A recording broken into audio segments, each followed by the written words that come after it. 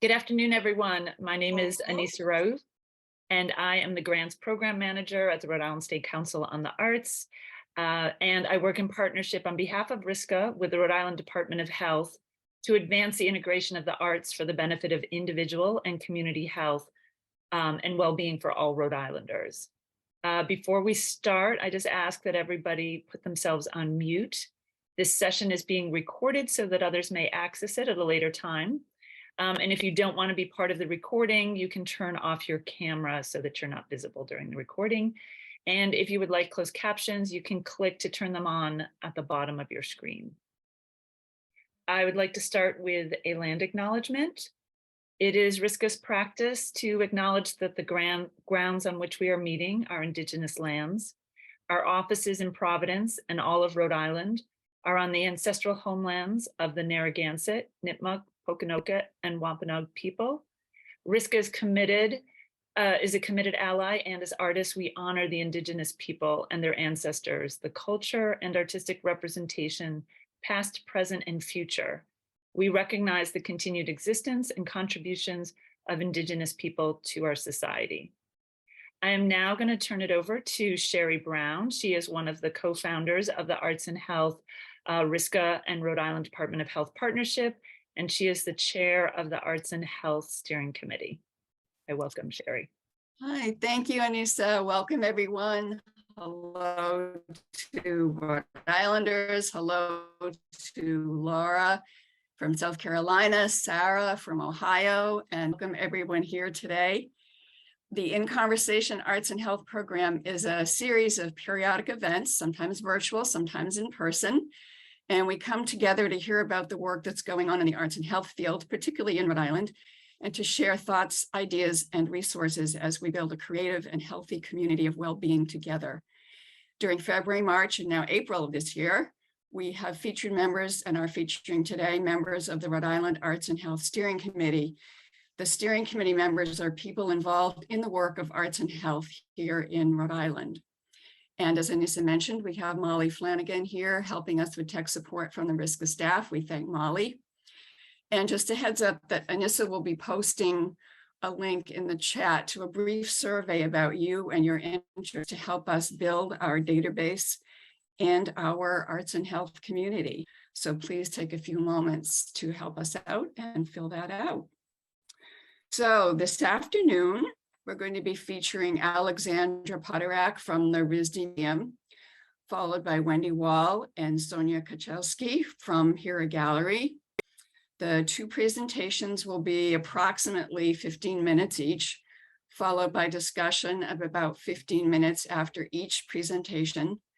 The time is really just enough for an overview of the projects and some discussions, some initial discussions. So we certainly invite you to follow up if you are interested in more depth information, and we'll be posting the contact information that our presenters prefer if you decide you do like to follow up.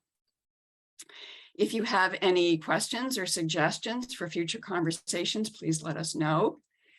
So now for our first presentation, we welcome the wonderful Alexandra Poterack, who is Director of Academic Programs at the RISD Museum and oversees the museum's clinical arts programs, professional development opportunities for pre-medical students, medical students, residents, and practicing attending physicians. The clinical arts program allows current and future physicians to build skills directly applicable to clinical practice, such as nuanced observation, attention to individual thought patterns, and awareness of personal biases. So Alexandra, take it away. Thank you so much. So just checking, can everyone hear me okay? So I'm gonna share my screen. And I'm really excited to share this work with you. We had initially kind of envisioned being in the galleries today, and so I'm gonna try to take a little bit of that into Zoom, because over the past few years, we've become experts at transitioning in-person experiences with art into a virtual format. So despite asking everyone to mute, I'm actually going to start off by asking you to maybe unmute and participate a little bit. To start off, I want to make sure that everyone can see my screen okay. Thumbs up. Great. And to start, I'll just have you use the chat. We're gonna spend the first couple minutes actually looking at a work of art from the museum's collection. And I'm interested to hear your observations about it. So I'm going to shift to that slide and ask you to take a minute to look, and then I'll ask you to share, and you can just share like single words in the chat to start. Share some observations if you're maybe thinking about what you see, maybe what is visually evident, kind of just the visual information that you're observing, and add a few words to the chat.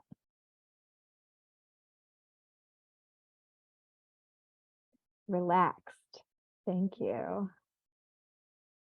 Pensive, okay. Ooh, rich contrast. So thinking about kind of the colors and formal qualities. Painting within a painting. So you're seeing not just a figure, but some of the surroundings. Gazing. Moody background. Ooh, moody is an interesting word.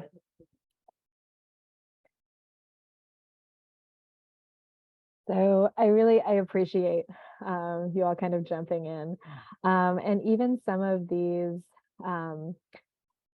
these words are very much about kind of the formal qualities.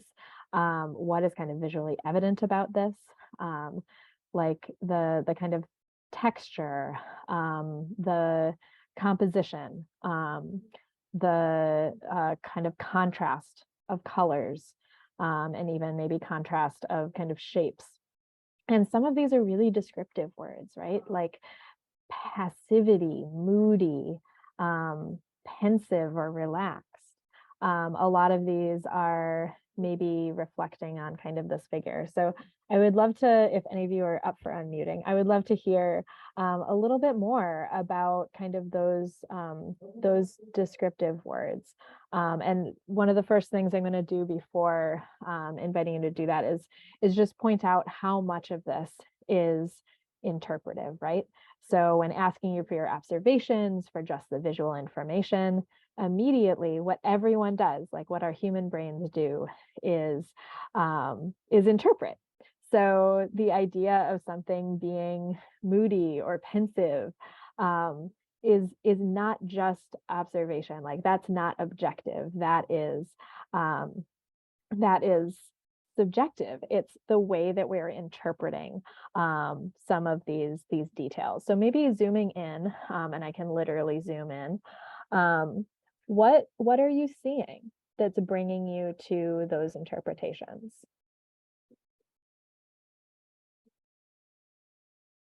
Anybody's up for describing what they see? And you can unmute and share.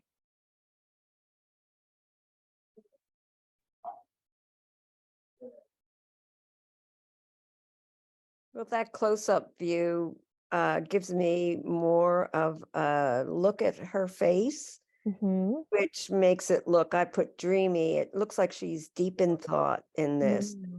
I know she's obviously posing for the artist, so maybe she's just bored. But I kind of like her look. It seems far away.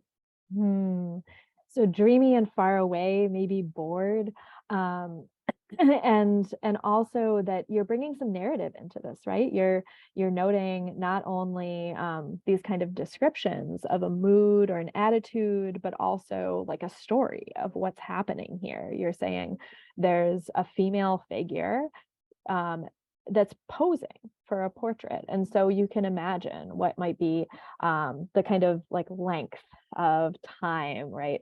The relationship between this figure who's being depicted and the artist.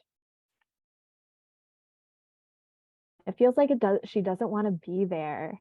And I don't want to force anybody to pipe up, but I would love to hear a little bit more about that if you're up for sharing, Sarah. What makes you like, what are you seeing that's making you say that? Can you hear me? Yeah. I just feel like she's really bothered and put off, and the way she's sitting and presenting herself, like it's a nuisance. Nuisance. I think that's a really powerful word. So she doesn't want to be there. She looks put off. And this is maybe a pretty stark contrast to dreamy, or to relaxed, right? And so I think what everyone is picking up on, and I'm gonna take us back again to those kind of like, what is actually the visual information we're seeing? We're seeing a figure depicted. There's it's a painted figure. There's a lot of detail in the brushwork of the facial features and less detail in some of the posture in the hand that someone just brought up in the chat. And there's a lot of clothing. Yes, there's clothing. And there's a lot of kind of being read in to her facial expression. I think a lot of you, and I might be jumping to conclusions because I'm doing a very mini version of what we might actually do in a program like this. But a lot of you are responding to the kind of direction of her eyes, right? Of the like tilt of her head, the tilt of her hips, and building entire kind of moods and narratives around that. And building even narratives around kind of not only her in this moment, but her in relationship maybe to the person painting her. And so I want to move on from this, which I've probably done longer than I intended, because it's very, very hard to stop when we start looking at a work of art. And that's kind of the point. So this is kind of a miniature reenactment or little snippet of what I do in the galleries with clinicians and clinicians in training. And these conversations around works of art have a multitude of goals that are all, as Sherry said, around kind of the professional development of people who care for others in medical settings. And a lot of this work is really filling in gaps that exist in the medical education model. So what we're doing in this close looking and discussion, and also in some drawing, some writing, beyond just talking to each other, is about building skills. So skills and observation. So some of what we just did together is noting how we observe things, but also noting how, like, what our brains do with that information, right? So attention to our individual thought patterns, the way that we make sense of what is visually in front of us, and the way we might do that differently, right? So we might be looking at the same thing and having very different interpretations of it. Also thinking a lot about bias, of course, because that is bias. While we think of bias as having, it's a very loaded word, but really our individual ways of making sense of things are our personal biases that influence the way we do our work. And a big piece of this is comfort with ambiguity. So after 45 minutes with that work of art, or even an hour, you would all be still walking away with a lot of unanswered questions. We might be adding a lot of historical context. We might be going over and over some of the things that the people next to us are saying, but we would still be left with a lot of ambiguity, a lot of not knowing. And that's something that there isn't typically room for in the medical model, and something that is really a reality of clinical practice. And so to break that out a little bit more, we know that medical education emphasizes and values right answers, right? Objectivity, speed, pattern recognition, like these are necessary for kind of diagnosis, right? For care. We know that bias impacts care, though. We know that the way each individual thinks, people are not machines. And so this idea of completely objective kind of interpretation and diagnosis and care is not real. And so taking those conversations into the museum can act as a third space.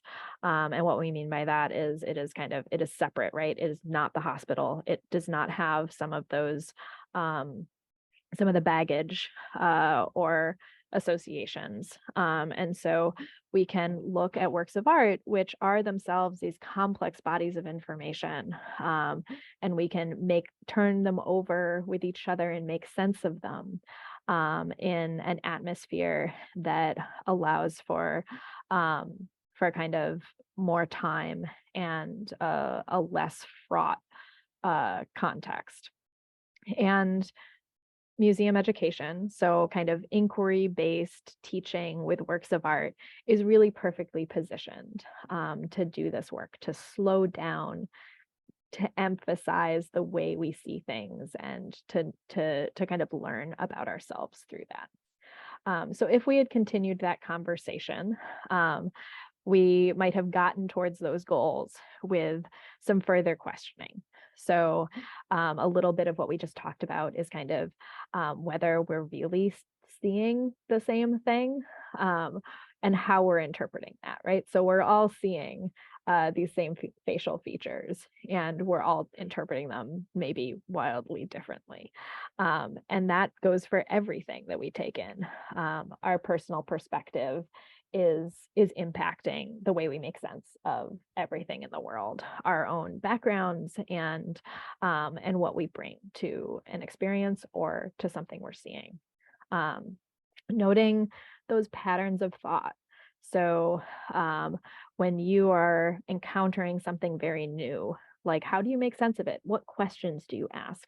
Are there particular rabbit holes that you tend to go down that you know the person next to you is not thinking about?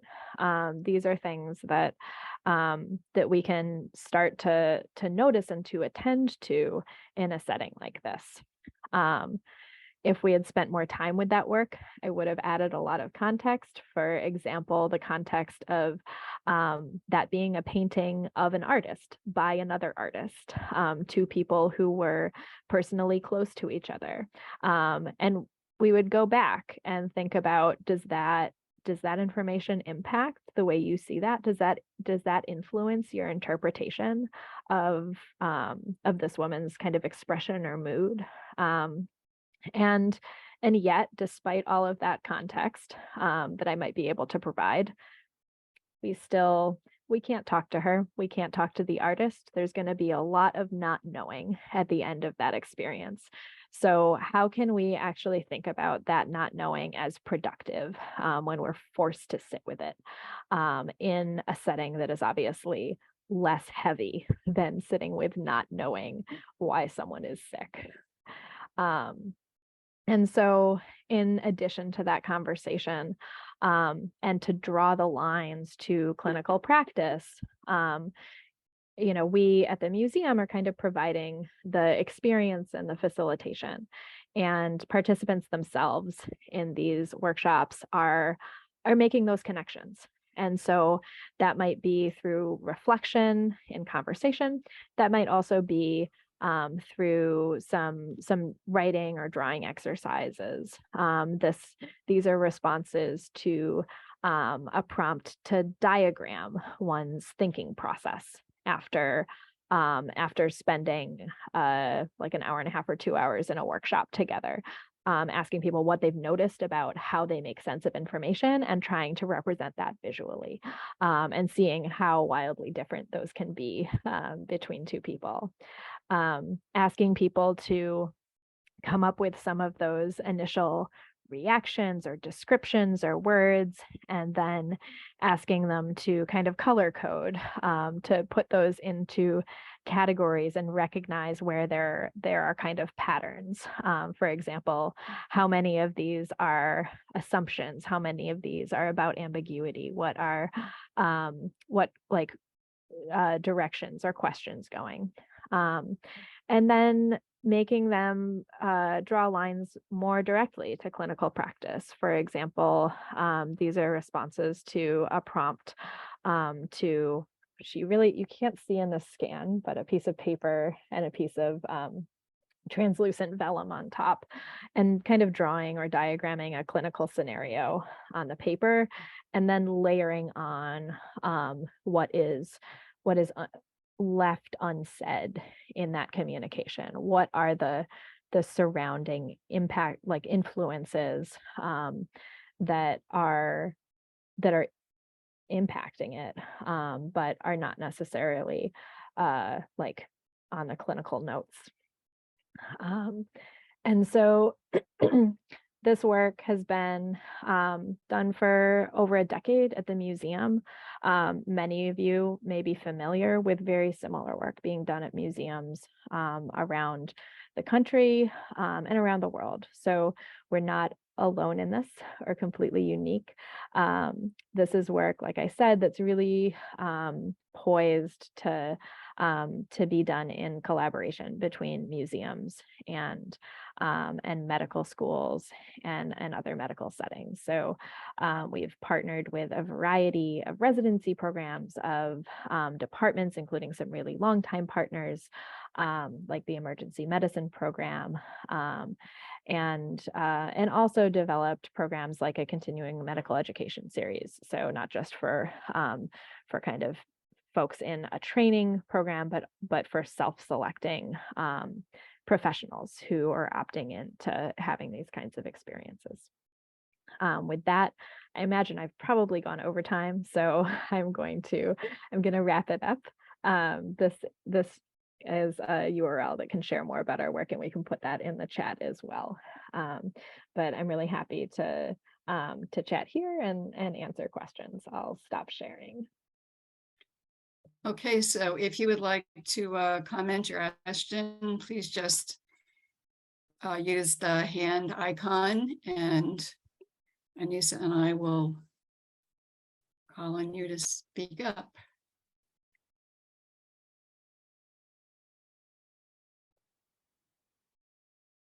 Questions, comments?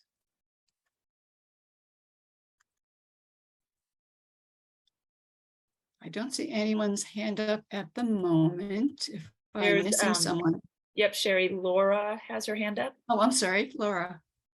That's okay. Hi, this is really fascinating, and I'm really curious if you do follow-ups with some of the people who come through the program, to talk to them, down the line, about how this training and perspective has impacted their practice.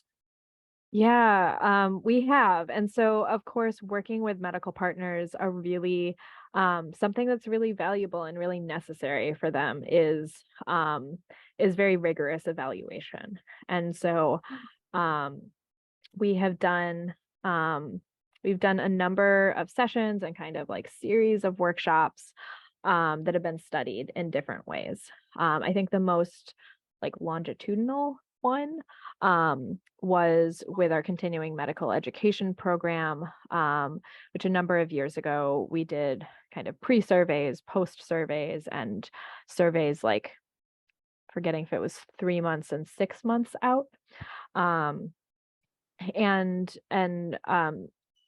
seeing that some of the lessons from this, or the takeaways, were still on people's minds, and we're influencing their ways of working, not necessarily in very concrete, like I'm doing this differently kind of ways, but more like I'm more mindful of the decisions I'm making, right? And I believe some of that data is linked on the site that I shared, but I will double check, and I'm happy to share. I'm happy to share some of that in more detail. I'm forgetting what is actually linked on our website and what is like in external journals and things like that. Thank you. One of the studies I'll just mention that was done was there was research done by the a hospital's emergency room, an emergency room physician and a lead researcher, Stacy Springs, who's worked with the Rhode Island before. They were looking at bias that comes in to the practice of physicians in an ER, specifically with people with opioid disorders, because as one of the physicians talked about, seeing the same people over and over and over and over again, being here's this, you know, not exactly what's wrong with these people, but when you see people over and over again, or whatever your belief system is about opioid disorders, no matter how well educated, well intentioned you are, they really wanted to look at that. And that was one of the programs that I thought was really exciting in terms of the work of the arts and health in Rhode Island. I just wanted to mention that. And if you wanted to say anything about that, Alexandra. Yeah, and so that was again, I think a lot of the most exciting work is when we're able to have kind of multiple experiences and like longer engagements. And that was one of the examples of that, where Jay Baruch and I, Jay has been involved in arts and health work in Rhode Island, and was one of our original kind of partners in this work at the museum,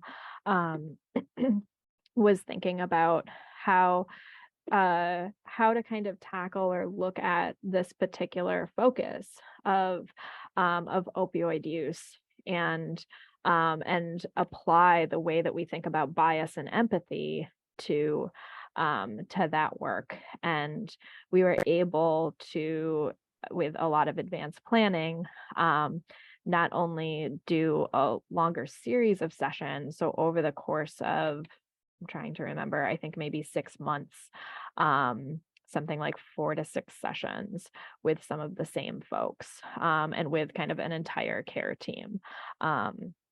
And not only kind of do that like multiple session engagement, but also really study it really rigorously, which is always really exciting. Pam, I think you have your hand raised too. I do, thanks. So I have a couple of quick questions. One is, do you ever use artwork that specifically uses medical themes, which I think might bring an additional layer of interest and interpretation? And the second one was, since you've been doing this for 10 years, what changes did you notice during and post-COVID in the reactions of clinicians? That's a really good question. Both good questions. So I personally, and this is not the case with every museum educator who engages in this work across institutions, but I personally shy away from work that invites a really kind of like literal one-to-one parallel. I find it like less productive to work with, say, work that depicts a human figure that appears ill. Like I think the kind of like diagnosing an image that can naturally come from that is not as productive as making some of the more abstract like connections to thought processes. And so the work that I just used as an example actually is like one of the only representational works that I ever use. I usually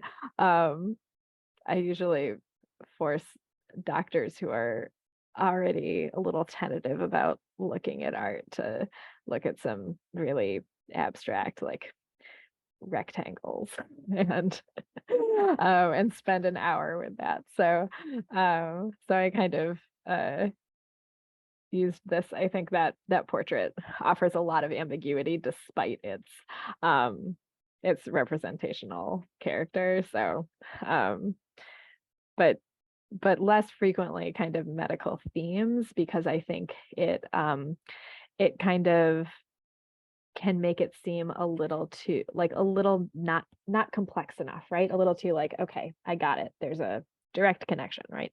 And what we're really trying to do is like sit with complexity. And then to the other question about COVID, yes, a lot of the programs that are like a lot of our longtime partnerships are continuing medical education, so like professional development series, and a lot of the residency programs that were organized by attendings, by faculty, have been on pause for a while because there are like crisis upon crisis in the medical field right now. And a lot of physicians are kind of not in a place to even kind of step outside the intensity of the day-to-day. At the same time, I've actually had an uptick in the and I'll say like we're actually right now starting to work again with Jay Baruch and Jane Hesser, two of our longest partners, on some programming in the spring and into next year that is taking that into account and thinking like start afresh, clean slate. What do people need right now? And it might be something different than what we've done in the past.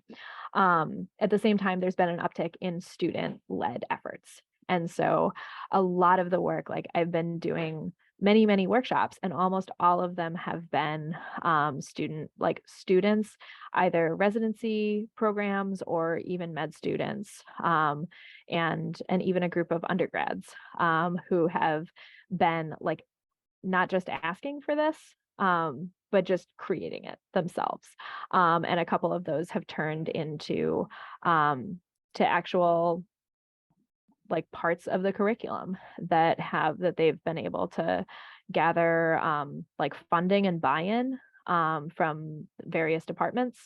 And I think that's something that's been really exciting for me to see, that while the entire field is in crisis, the people who are coming into it are saying like medical humanities work is important and we're making it a part of our education. Great. Thank you so much. We're about at time for this discussion.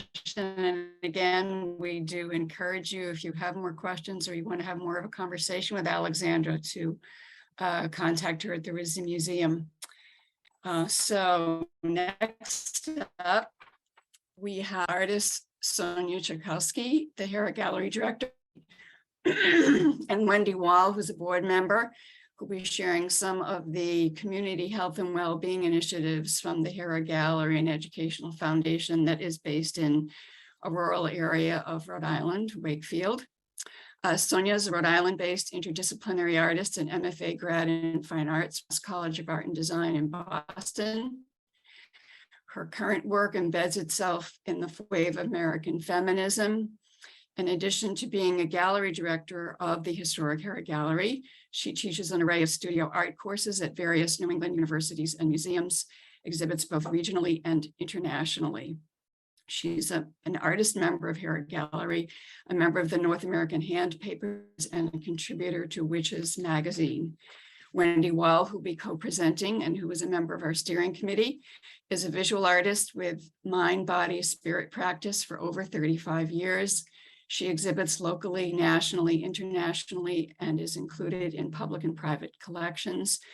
Beyond the studio, she devotes time between Eleanor Slater Hospital, AdCare, and Zinnia, supporting people in recovery to remember how to breathe and be in their bodies. Wendy is a board member of Hera Gallery and Educational Foundation, serving that in the 1990s and again since 2016. So Sonia and Wendy, tell us the story. Well, thank you, Anissa and Sherry. And I see Stephen popped in from the DOH, the Rhode Island Arts and Health Network, and everybody who joined us today. We are really excited to be here to share how Hera creates community through the arts. Hera Gallery and Educational Foundation will be celebrating its 50th anniversary in 2024.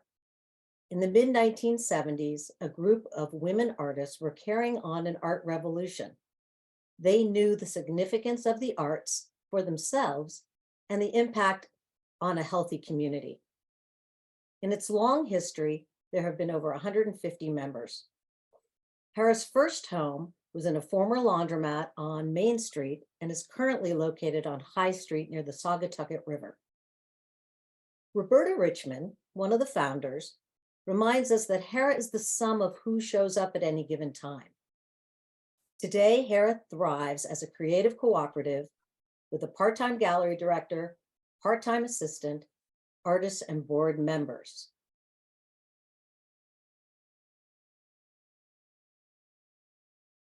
Whoops, hold on. There we go. Of our many initiatives, the children's and young adult exhibitions have had the most local and statewide impact. The first children's show was in December of 1985.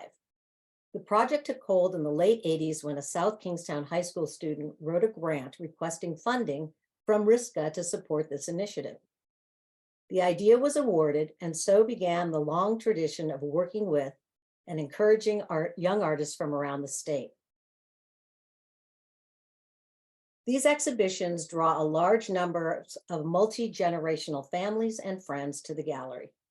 The shows foster community and provides an opportunity for young artists to gain real-world experiences. The children's and young adult shows alternate each year. Students present 2- and 3-dimensional pieces, give poetry readings, and performances. Awards are presented as part of the 9th through 12th grade young adult exhibition. Recently, our visual art juror was Becky Davis, artist and lecturer at Brown, and the poetry juror was Halima Ibrahim, Rhode Island's Youth Poetry Ambassador. Rebecca Blackney, who teaches kindergarten through 4th grade at Wakefield, Matunic, and West Kingston schools, said, "Participating in these exhibitions exemplifies the importance and freedom of expression for our young artists. These little hands have a lot to say. There's something really genuine and honest about children's art." In 2018, Uli Bromst, artist board member, offered a free introductory 4-week art and nature workshop to local social and health service programs. The objective of the workshop is creative engagement using the natural environment as resource. Friends from the Fogarty Center participated in these sessions. The staff commented on the benefits of inspiring imagination, combining art with movement and interaction with their peers. The Art and Nature workshop was the bridge to Hera's Green Stitch programming, an initiative created by Uli and Vera Levitt, curator and artist board member. The Green Stitch began as a weekly outdoor craftivism activity in spring of 2020 with a community grant from the Rhode Island Foundation. We collaborated with the Rhode Island Natural History Survey and Save the Bay RI to host monthly environmental presentations and weekly crafts. When the weather began to get colder and the levels of COVID-19 once again began to rise, the weekly meetings needed to adapt to virtual get-togethers. The community held strong, meeting weekly on Zoom to learn new skills, experiment with creative exercises, and continue to build community in a time of seclusion. When COVID restrictions were lifted, we were once again able to move back to meeting outside or masked in the gallery. However, we continued a virtual rendition on our website by recording and posting all presentations, instructions, and materials, as many people shared with family outside of the state or continued these projects on their own time. All of these materials are available on heragallery.org for the community to continue to use. And since the series was so successful, we also have continued a few pop-up Green Stitch events, such as Stitch and Bitch with artist Vera Levitt last summer. In 2016, 10 artist members were interested in participating in an exhibition exploring the theme of women's health and reproductive rights. Because of my involvement with the Rhode Island Arts and Health Network, I was aware that the Warren Alpert Medical School hosted arts and health related exhibitions in their lobby. Our intention was to represent some of the wide-ranging factors that contribute to the complex and layered issues of women's health and reproductive rights. Our proposal to Brown was accepted. In 2018, we presented Our Voice, Our Choice with an artist panel discussion. Dr. Katie Sharkey, Assistant Dean of Women in Medicine and Science, made this statement about the impact of the exhibition. Collaborating with Hera Gallery and Educational Foundation provided a great opportunity for the Office of Women in Medicine and Science at the Alpert Medical School of Brown University to bring a discussion of the medical humanities and wellness to our community. For women physicians, it was a chance to reflect on our dual roles as patients and as healthcare providers. As clinicians, it's important for us to be reminded of the stories behind the medicine we practice. We would be delighted to join forces with Hera again in the future to explore the intersections of art and science. While Hera artists were exhibiting at Brown in Providence, the gallery in Wakefield presented Reimagining Gender, Voices, Power, Action, featuring 7 Rhode Island artists beyond our Hera community. This exhibition was sponsored by the Gender and Women's Studies program at the University of Rhode Island as part of the Honors Colloquium that year. In conjunction with this chosen theme, the exhibition contemplates queerness, feminism, and activism through the intersection of racial and ethnic otherness. Hera has a strong connection with URI, and exhibitions like these bring together artists and new friends from a wider community who we now share a connection with. During the pandemic, Hera decided to make virtual renditions of all of our exhibitions in order to continue to share art with the community when the community could no longer come to us. In doing so, we were able to expand the reach of our exhibitions outside of Rhode Island. Ultimately, this led to our first fully virtual exhibition, Objects of Agency, a response to the overturn of Roe v. Wade. The exhibition began as a call for art, looking for 52 works, one for each week of 2023, to share authentic voices, choices, and stories around the women's healthcare crisis. Though we all know it is a completely different experience seeing art online versus art in person, the virtual exhibition created a safe space and accessible space for people across the nation, and especially for those outside of our blue bubble to share their stories. The exhibition grants artists a sense of anonymity if they choose, while simultaneously creating a larger and safer space for conversation. Also inspired by the overturn of Roe v. Wade, Oh Mother, a national juried open call for art, will open on the ground May 13th. The idea for this exhibition came about a year ago during a conversation about Hera's upcoming 50th anniversary. Shortly after this discussion, and coincidentally right around Mother's Day, the leak started to circulate that Roe v. Wade would be overturned before its own 50th anniversary. A group of us at Hera started to talk not only about the potential ramifications of the ruling, but also about motherhood itself. While frequently idealized in public discourse, we wanted to look at motherhood in all its complexity, the absence of desired motherhood, and everyone else who does not fit the traditional or stereotypical mother mold. The prospectus of an open call for art was posted online and received entries from nearly every state. The works in the exhibition have been selected by Nadia Rivera-Fella, Associate Curator of Contemporary Art at the Cleveland Museum of Art, and Curator of Picturing Motherhood Now. We are excited to bring the exhibition to life in our gallery space and bring new perspectives, questions, and conversations about motherhood to our community. Every summer, Hera hosts an invitational exhibition. We've hosted outside curators, local groups such as the Saunderstown Weaving School, and in 2022, we collaborated with Friends of the Saugatucket River to curate See the Saugatucket, the River and Us. The exhibition intended to help us see the river with new eyes and to remind us of the life-giving role the river plays in our lives now, in our past, and in our future. It also suggested things you can do to protect and preserve the river and why that's important.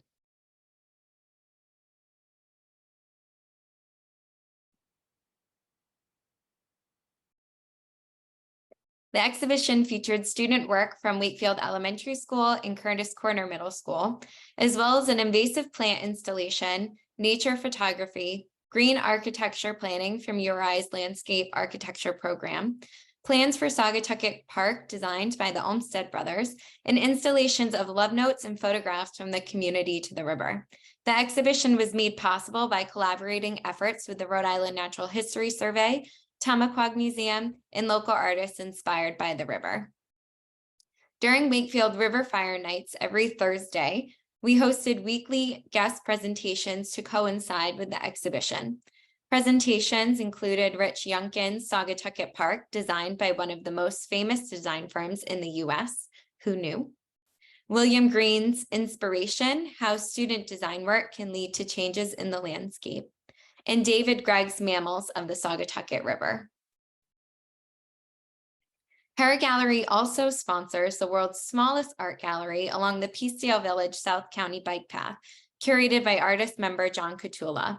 The gallery brings local artists and art outside of a traditional gallery and back into the community, creating art for everyone to see and enjoy.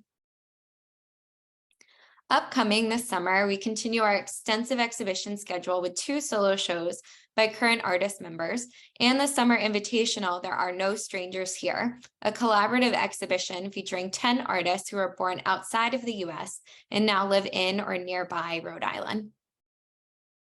During Wakefield River Fire Nights, we plan to have a Zoom viewing party for Objects of Agency's virtual artist talk, a Pride Month craftivism activity, a Hera member artist talk, a green stitch pop-up on period poverty, a Peruvian retableau demonstration, a film screening of Summer and Soul, and more. We haven't finished planning everything yet. And in the fall, Hera Gallery, in collaboration with South County's 300th anniversary, South County Art Association, and Field of Artisans, will be co-hosting the first ever trifecta Wakefield Arts and Culture Festival, including local artisans, open studios, outdoor workshops, and live music. So please come visit us in person in Wakefield or go to our website at heragallery.org. Check us out on Facebook and Instagram, and all of our exhibitions and events are always free and open to the public. In this presentation, hopefully we've given you a snapshot into some of the work Hera does and just a few of the people involved to continue the legacy of creating community through the arts. Since its inception in 1974, Hera has been resolutely dedicated to gender equity and feminist discourse to challenge perceptions and inspire social change.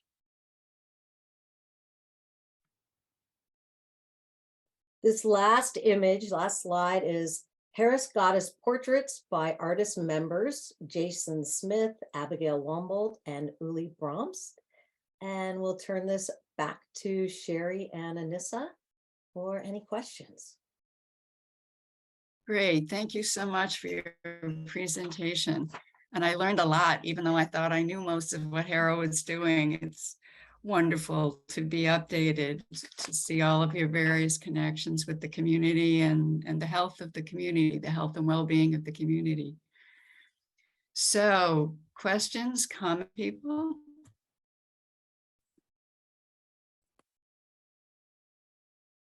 Just raise your virtual hand if you would like to speak up. I see some of our board members and Okay, am I artists missing on the somebody? Zoom. If anybody wants to add anything, that would be great. Sure.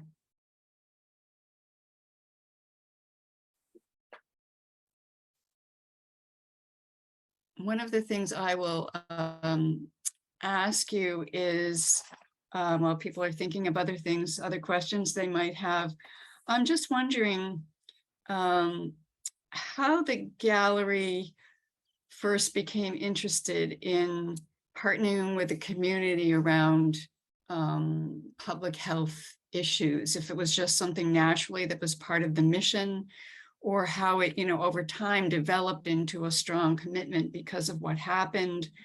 Obviously, galleries have different focus areas in involvement with the community, and maybe how those partnerships around health and well-being of the community differ from other partnerships that you may have had. So just asking that larger question about the focus on health and community, and what inspired it or what continues to inspire it as you move along in your development. And that's for either Wendy or Sonia or both of you. I can answer or add something, and then Wendy, if you want to add. We're just have been doing some interviews lately, gathering some information for our 50th anniversary coming up next year. And a lot has come about from some of our founding members about just feeling isolated as young artists outside of New York, outside of Providence, outside of Boston, being isolated as young mothers, and just feeling without a sense of community. And all of a sudden, it wasn't like they have said, it wasn't this huge, big idea they thought would last 50 years. They thought maybe they would do one show. And it was just about coming together and making something that they needed for their health, for their art, for their community. And it turned to be essential. We really did need it, and we still need it. And the work is clearly still really important. And to add to that, I think, it really depends on who shows up and what their interests are. And Hera has always had an open door and been very welcoming to artists who have these, innovative ideas and need a place and want a place that they can experiment with. And the knowledge of how much our community is part of who we are. You can't separate those. So I don't think that, as Sonia had said, it wasn't a plan. It just kind of happened. And as with any organization, and especially something that lasts for 50 years, the expansion and contraction is kind of palpable. And over the years, and you see what happens, you try on things that work. If they work, keep them. If they don't work, take it off. I think it's an ongoing experiment, and I am thrilled that it has lasted long enough to be a part of it. Yes, I am too. It's great. Yeah, for those of you who are outside of Rhode Island, you can think of your own rural areas and how small communities work, and the fact that you have really built it on who shows up and what the community wants, I think is wonderful. I was just wondering if there was anything that advice you would give to other galleries, particularly small places, rural areas who want to do this kind of work, things that, since you're coming up to your 50th, what are some of the things that you've learned? Small question on the spot. Uli, did you want to respond to that? Yeah, also to the question about how did we get into the arts and health. You asked before, and maybe both go together a little bit, because I think for any small organization to find a way to project itself beyond its door is really, really helpful. Because so often, Hera used to be in the center of Wakefield in a very iconic little space. And then we moved, I think, 15 years ago or something, and we so often had people come in and said, we have no idea you're here. And I think that is a little bit, if you don't have a showstopper space on Main Street, that's for a lot of smaller organizations. How do we project ourselves into the community? How do we let them know that we are here? And so the Green Stitch, Knitting Community Together, or the arts outreach programs, Arts in Nature, they were all attempts to reach beyond our door into the community. And I think that is one way to weave as a small space, interweave oneself. and make it friendly to all ages. That also, I mean, how many these kids who show bring in so many adults, more than any of us. So I think like really serving the whole community is also a good way. And if they are connected to their arts councils and their departments of health, to reach out and ask, right? Because all you can hear is no. If you don't, if you don't get yes, you get no. And maybe. I had a question, just, because of the range of the shows that you talk about and the issues that you bring up, that are political and in the health field, if you also have faced controversy or, pushback on some of the shows that you've had in the past. And if so, like, how do you deal with that? Wendy, or maybe one of our other board members here. Yeah, I'll respond first. I think truthfully, we are pretty tame compared to what is going on out in the world. And if we can give, voice, any kind of voice, to some of the struggles that, people are going through, then that's a real positive. And any pushback, I think we push right back. Yeah, no, that's good. I mean, me, I think that's a great stance. Just in this climate, it's just, you can get that. And obviously there can be things that can be challenging and just having to deal with that. So I applaud for the work that you're doing. It's great to have a space like that. I think Alexandra had her hand up. And then Uli, you go first. Yeah, I wanted to just say an example. So this exhibition Sonia just spoke about that's going on now in May, Oh Mother, right? This it was intentionally not a show that had anything with abortion in the title or Roe v. Wade in the title. So I think often we choose intentionally to make our calls a kind of open it to everybody. We also had, for example, an exhibition on religion in America. It was together with the symposium in URI. And we welcome diversity of voices. And I think if you present these calls in a way that they are open, then you don't get so much trouble because you allow different voices to enter. I was going to ask, I'm really interested in kind of the intergenerational aspect, and this has come up a couple times, but I'm interested in how you're really creating kind of an intergenerational space, which we think, at the museum, we think a lot about kind of how art spaces are sometimes unique in that way in communities, that there aren't a lot of places in our society for intergenerational exchange. And so I'm interested in hearing more about kind of how what you've seen come out of that, bringing people together of all ages around art making, and also around kind of these, the ideas that you're tackling in some of these exhibitions. Well, with our program or our exhibitions, first, we have a biennial of a children's show, and then every other year a young adult show with our high school students around the state. So that brings in so many different schools and so many different people. We had over 100 high school students exhibit this year.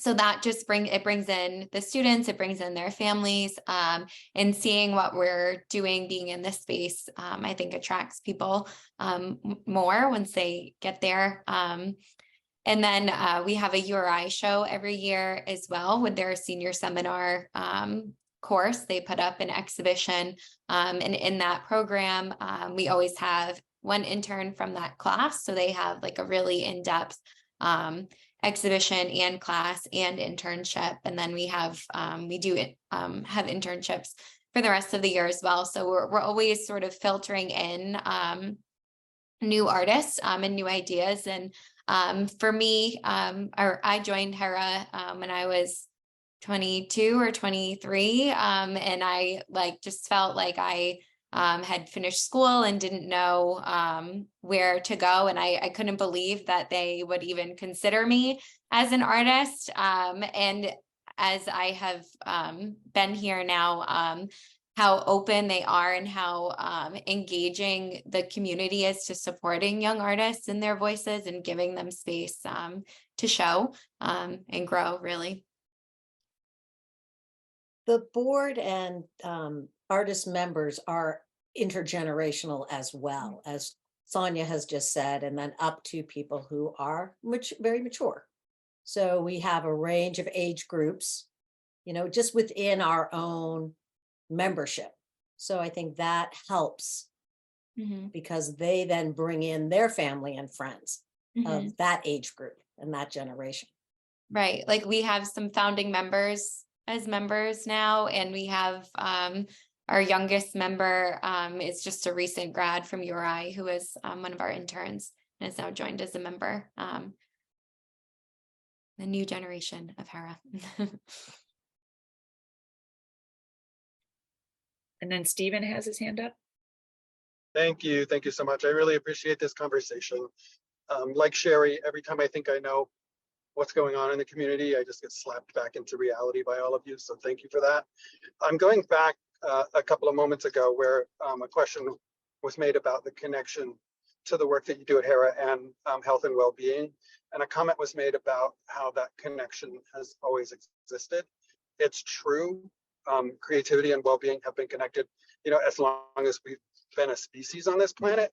I'm always curious when I have conversations with artists, however, who are doing work in this space, health and well-being, they are always focused on how the work they do is impacting the individuals they're either doing it for or with.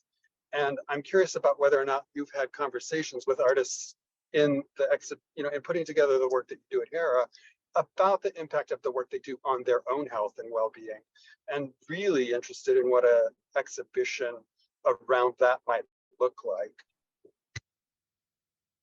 I mean, I can speak to myself again, actually, as an example, and then maybe Uli can share something too about one of her recent exhibitions. I had a show at Hera in September. That was a lot about a meditative practice and a meditative practice about really harsh topics. So we had All That Matters Yoga, which is a yoga health and wellness. They're a nonprofit now as well that's been in around the corner from us for a very long time. And they came and did a yoga and meditation in the gallery with my exhibit with a sacral chakra meditation. And it was really lovely. So I talked a little about my art practice. And then we brought in, so it was like the artist itself in the gallery talking about the artwork and what that means, and then bringing in more of our community again to host something. And we've done similar things with like Green Stitch pop-up events, which Uli, I don't know if you want to talk about. Yeah, I didn't do a pop-up. I just did the Green Stitch, but I'm trained as artist and as art therapist. And so that's part of why I'm attracted to when Wendy was doing part of the panel research, the impact of art therapy in the medical field. I was drawn to that. In my own work, I work with both modalities. I work with crafts and fine art materials. And I find that often the crafts give me a pause, a space to really rejuvenate. And that's what I like about the Green Stitch too. While I draw a lot and the drawing really goes so under my skin, I can't do that 24/7, but I can do some of that and then do some weaving. And so I think it's different modalities, different ways to approach art, even the first part of the representation, to look at art, different angles of art, stimulate different parts of your experience in your brain. And if you have access to more than one, I think that's a healthy way. And I think Hera presents more than one. So also giving the opportunity to connect to Hera in different forms, depending on what people need. Great, thank you so much. We are about at time for the formal hour. So for people who need to leave, we thank you for being here. We hope that you'll fill out the Arts and Health Interest Form, the link that Anissa just posted in the chat. But for anyone who'd like to stay and continue the conversation, we are willing to stay online for a bit. So we thank those of you who have been here. And if there's anyone else who would like to comment or question, Laura, I see you have your hand up again. Is that from before? Oh, no, I was just trying to do the clapping hand icon. Oh, all right. It probably was, and I misread it. So that's my okay. interpretation. And I just dropped another link in the chat to our Eventbrite. We have another conversation coming up May 11th. And then so if you can take a look at what other upcoming conversations we're having. Yes, especially since we've been talking a lot about young people and intergenerational work.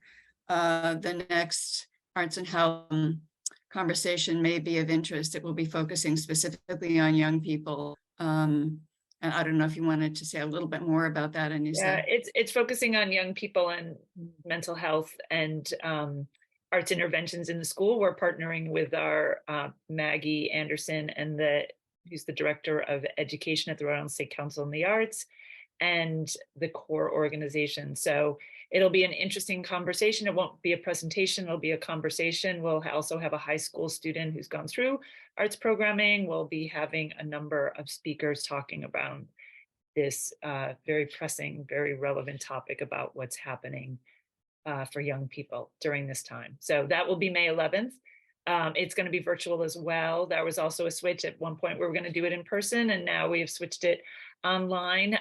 We're getting better, because we can record it, and it seems to fit into people's schedules, especially for people in the academia and school time. We've switched that. So thank you again, everybody, for being here. And, we look forward to staying connected and hearing more about the work that everyone is doing, and also welcome suggestions for, topics in the future, sharing of events that are going on. We want to continue this conversation and be all over the state and invite other people again to tell us what's going on in their area and what they're working on or what they're thinking about. Okay, so any last comments, questions before we end our session? Okay, seeing none, we will declare this the end of this Arts and Health conversation, and thank you all so much for being here and for doing the amazing and wonderful work that you're all doing out there. So take care, stay creative.